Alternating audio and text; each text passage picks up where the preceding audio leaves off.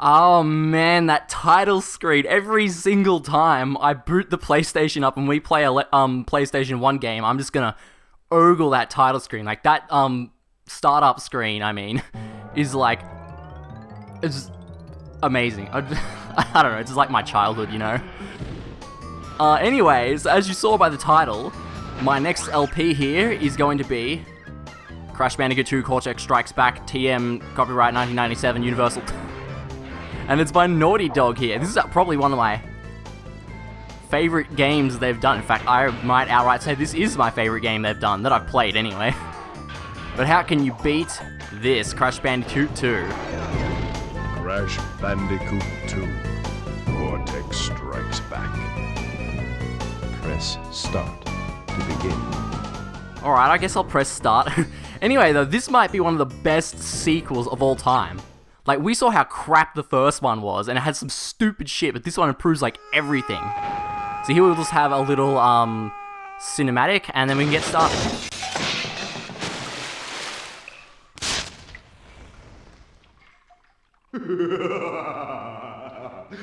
Crystals. Of course. And what is he, Homer Simpson? But Dr. Cortex, to reach full power, we need not only your master crystal, but also the remaining 25 slave crystals from the surface. How do you expect to retrieve them when we don't have any Earthbound operatives left? You fool! Do you think I'm unaware of the situation? If we don't have any friends left on the surface, then we need to find an enemy.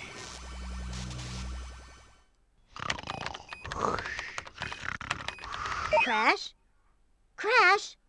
Crash! My battery is fried. Make yourself useful, big brother, and bring an extra battery for me.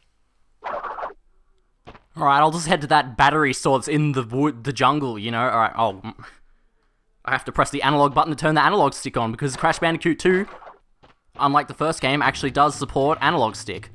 Or I think there's some versions of the first game that support the analog sticks, but anyway. Alright, let's just get started with this tutorial.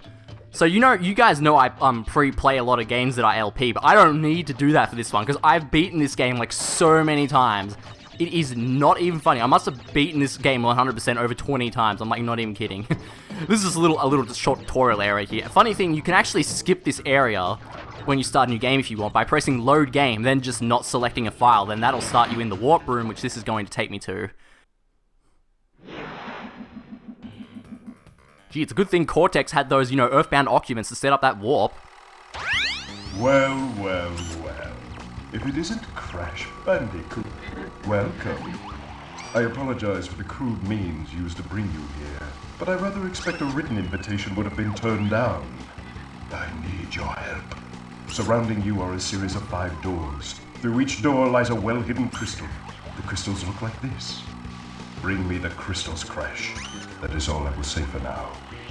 We will speak again. So if there's one thing that's kind of bad about this game, it's the story. Like, we just saw at the start he's evil, so why the hell do we care about, like, this whole, trying to trick Crash crap? So we'll start with Total Woods here, but before we do that, if you enter a level and don't get the crystal and exit, Cortex will, like, scold you. Like, you can do that 3 times, so I'm just gonna cut me going in and out of this level out, and so we can see, his extra dialogue. Just pause the game, press the warp room button. I love these just loading screens, the screen's just frozen. You have no clue if it worked or not. And I roll out with an upset look on my face because I didn't find anything. Aww. No, Crash. I said bring me the crystals! Now, get back in there. Alright, I'll get back in there. You didn't say I had to stay in there, though. No, Crash! To save the world, I need crystals. Crystals! One more time. They look like this. Crystals, Crash! Go back through one of those doors and bring me crystals!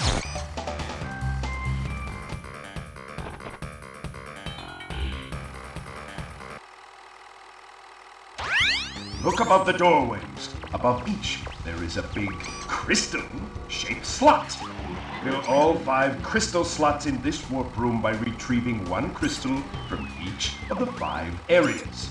Only after we have filled all of the slots in this room can we continue on our quest. This is the last time I remind you. And he wasn't kidding, that's all the extra dialogue. So yeah, much like the first game, we just have a bunch of levels, although in Crash 2 we do not have to play them in like a order. You can just pick any of the 5 levels here, which is kind of cool. In fact, like every Crash Bandicoot game, well, not everyone, but a lot of them copy this formula. Anyway, let's just go into Turtle Woods for real this time. So you saw above the door, this level has a crystal, a gem, and a blue gem. Yes, like the first game, this has color gems. Oh, by the way, if you haven't played or seen the first game, I have an LP of that as well on the channel. Definitely recommend you go check that out first, because you can definitely see a parallel between like how much this game's improved. Alright, first of all, let me just kind of go on over the basic rules of Crash Bandicoot. The crystal, in Crash 1, there weren't any crystals, you just had to clear the level and continue. But in Crash 2, the goal isn't to clear the level, the goal is to get the crystal. So basically, the crystals are not hard collectibles, they're literally, if you're finishing the level, you'll run into it. You don't have to look for them or anything, they're not a problem. However, to get the gems, let me just slam the ground here, boom. To get the gems, you need to get every single box in the level. Now, in Crash 1, I don't think there was a way to check how many crystals you had, boxes, but if I press triangle here, you can see I've broken 12 boxes so far. Unfortunately, Crash Bandicoot 2 doesn't tell you how many boxes there are total. It wasn't until Crash 3 that they fixed that. But you can still at least gauge, if you need to repeat the level, you can at least gauge if you got any boxes you missed or anything, which is good. Oh, and those boxes down there, they're also new. Those are nitro boxes. You can't touch them at all. They'll kill you.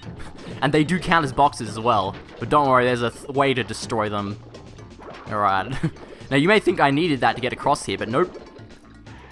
There is also... I almost screwed that up. There's also one of the best inventions in this game is this slide move. I love it. Not only can you, basically, slide off a platform and jump, like Donkey Kong Country style, but it also lets you jump higher. Like, a slide jump is higher than a regular jump. And you can get some extra speed off the slide, which is awesome. Yeah, so the sliding, and also you press the circle button in the air to do a ground pound. So both of these moves are, completely new in this game. They weren't, I think if you press circle in Crash 1, it just made you spin. Anyway, here's this, green exclamation mark box. You hit this, it breaks every single nitro in the level. And this area I'm in here, this is completely optional. You don't need to come here.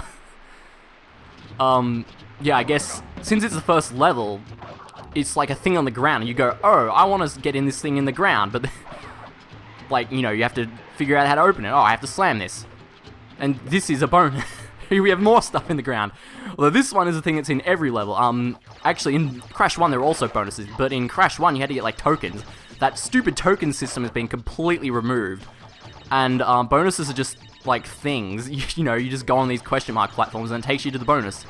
In Crash 1, the boxes and bonuses didn't count though, but in Crash 2 here, the boxes in the bonuses do count. So you need to get all those in the bonuses too.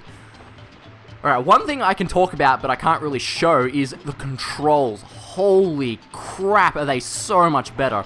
In Crash 1, he just felt, well, it's not, the controls weren't the end of the world in Crash 1, but they were, really slippery.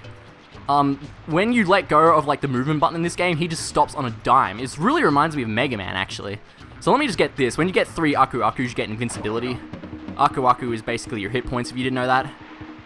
Now, I love these pit things, because, basically, to continue, you're supposed to have to kill all these moles, right? But, there's actually... Oh, I can't kill this guy. I gotta wait for this to wear off now, because if I run into that guy, I'll kill the guy, and I need the guy to get that box up there. Oh, this lasts for a while. Longer than I thought it did, anyway.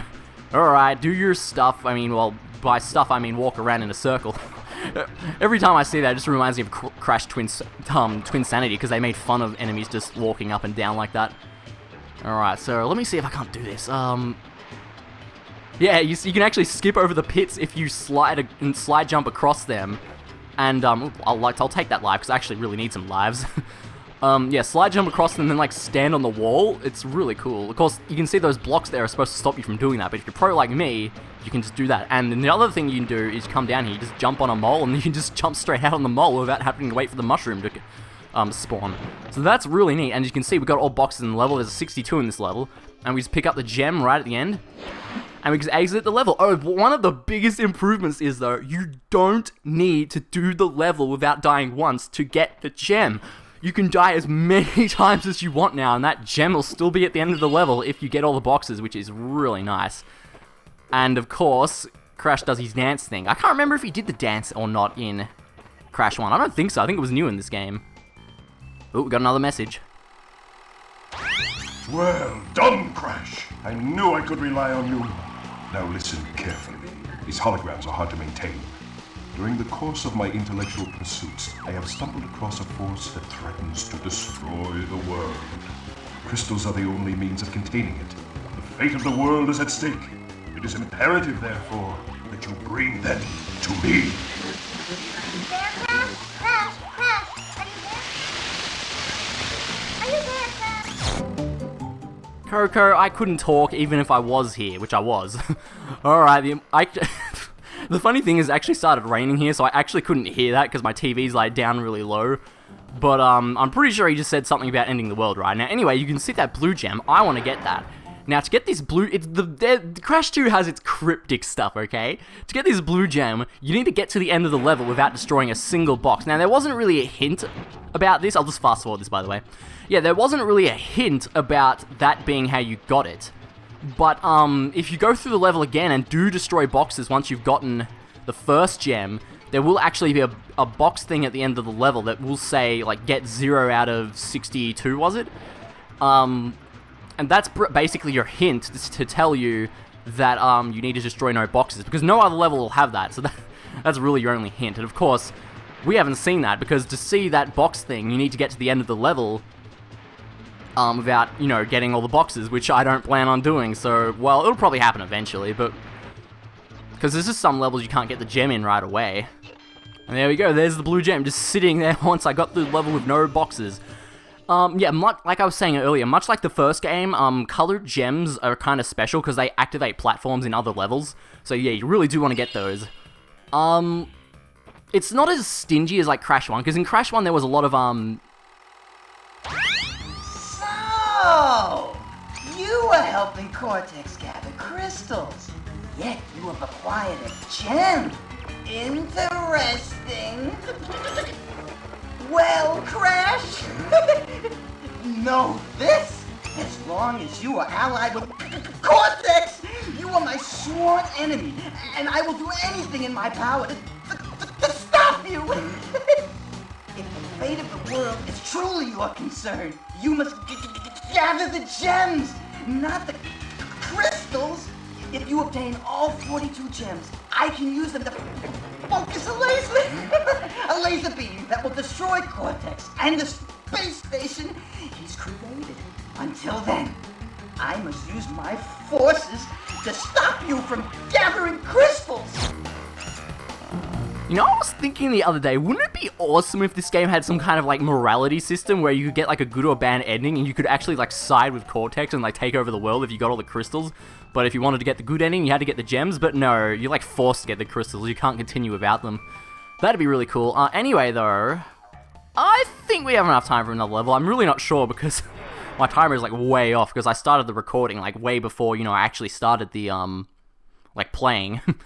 Anyway, though, like I was saying earlier, in the first game, like, the color gems didn't show up until, like, way later in the level, whereas in this game, like, as you can see there, like, here, not only was there a colored gem in the first level, but there's also a colored gem in this level, so they're just giving us the colored gems right at the start of the game. But unlike the first level, you're not actually meant to be able to get, the red gem in this level. You're meant to have to actually come in this level via a secret entrance, which you get to by coming in it in another level. Kinda weird. Like, yeah, there's a completely secret warp room that has 5 secrets in it, so there's only really 5 secrets like that in the game. Well, secret entrances anyway. But, the way to find them is just, like, so cryptic, but I suppose we'll get onto that when we get to it. Now, here's this red gem. I'm like, you can't get this, like... You know, you can try to get this all you want here, but you can't get it. Or can you? I don't know if this trick is well, like, known or anything, but I'm gonna try to do this. Let's see if I can't do this. So basically, ever since I was a kid, I've been doing this. You just keep killing yourself until you respawn quickly. Was that good enough? Oh, I think it was, but I screwed up the jump there. Yeah, so basically, as soon as you spawn, you just run right, jump off the seal. I wasn't far enough, right there. Yeah, you can just jump off the seal, do a ground pound to gain that little extra height, and you can get the gem.